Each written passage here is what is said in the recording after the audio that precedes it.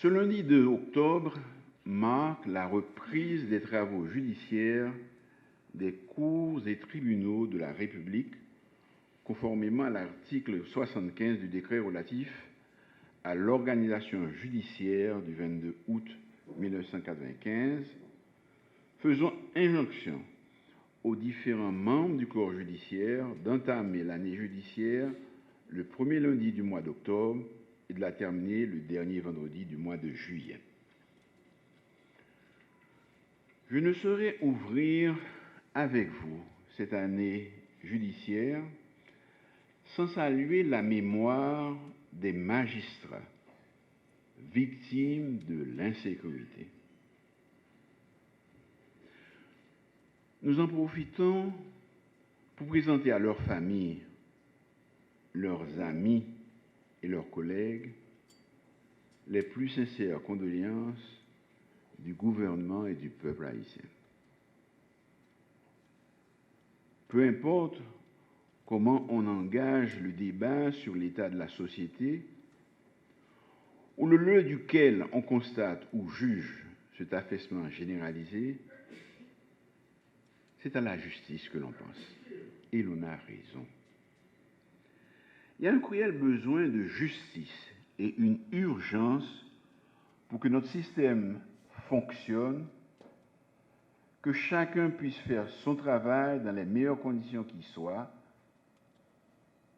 et que chaque décision prise dans les affaires mineures comme dans les grands cas le soit dans la perspective de fortifier l'avenir, de créer un système judiciaire crédible à la hauteur de ce que nous méritons en Haïti et capable de rassurer chaque citoyenne et chaque citoyen.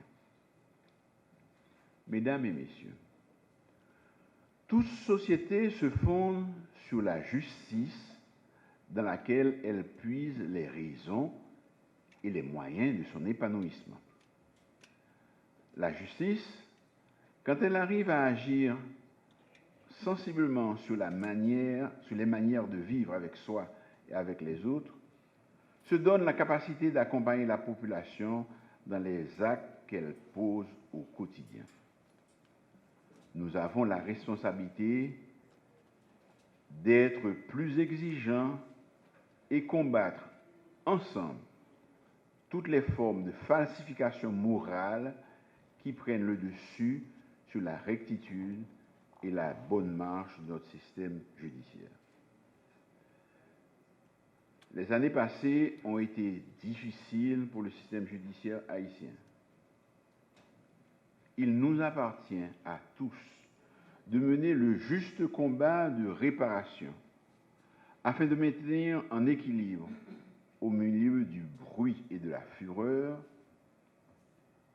et de ne pas hésiter à être contre tous si vous, magistrats, vous êtes avec la loi. Le temps de la justice n'est pas le temps des opinions faciles et motivées. L'agitation médiatique ne vaut pas raisonnement juridique. Les décisions judiciaires ne sont jamais éruptives. Elles sont fondées. L'exercice que nous faisons aujourd'hui est une occasion de nous dire que, même au milieu des tempêtes, la République doit avancer et que c'est justement la justice qui calme les tempêtes et ramène la sérénité. Il n'est jamais superflu de rappeler le rôle crucial que jouent les tribunaux dans notre besoin de vivre dans l'harmonie. Il est toutefois urgent de renforcer les tribunaux pour en finir avec l'impunité et la détention préventive qui prend des proportions alarmantes et laisse le champ libre à des pratiques arbitraires. Les chiffres de la détention préventive prolongée sont encore trop élevés, en dépit des efforts qui sont en cours pour pallier à ce problème majeur. Nous devons nous engager avec plus de force et de passion dans le renforcement des institutions chargées de l'administration de la justice et de la protection de l'ordre public. Il n'y a que votre investissement personnel qui permette à la population de reprendre confiance dans la capacité de la justice de garantir l'ordre, le respect des lois sur tout le territoire, ainsi que l'aménagement des conditions idéales pour des relations interpersonnelles de qualité entre tous les membres de notre communauté.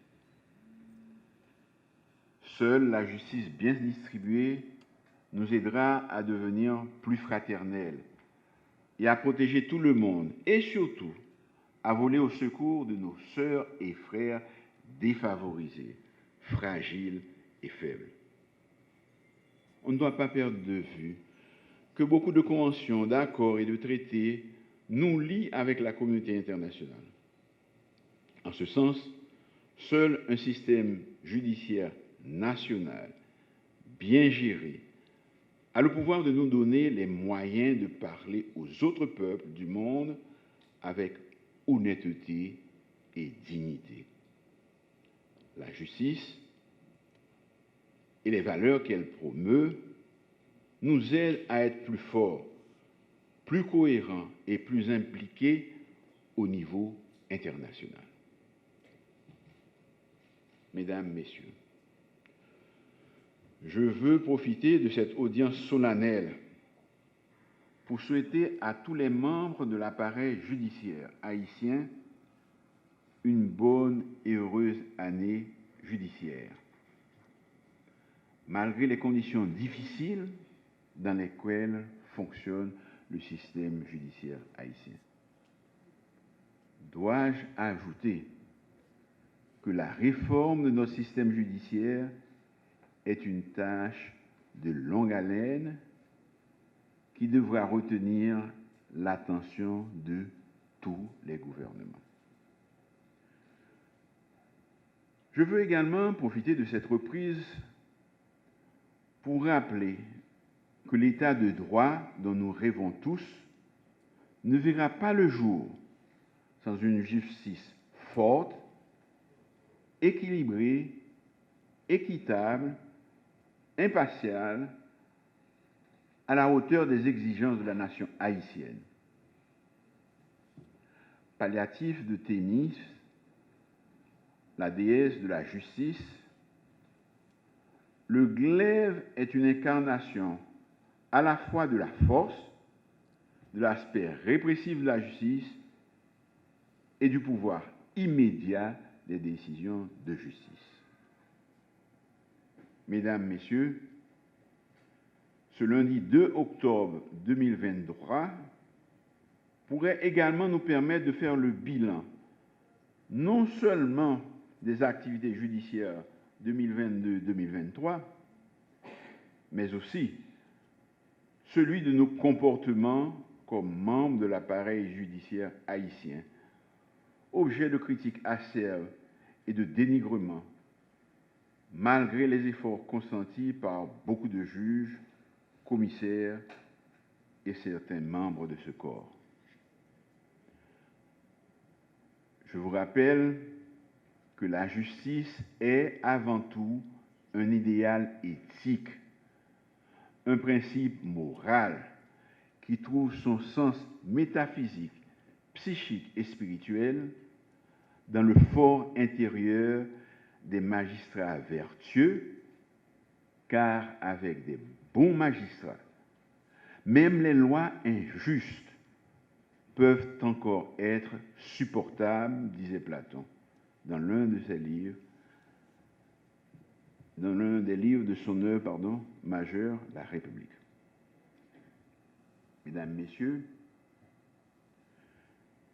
je vous invite au respect des principes éthiques, déontologiques, caractérisant l'exercice de votre profession de magistrat, qui vous oblige à accepter de fournir au quotidien l'effort nécessaire pour faire triompher la justice.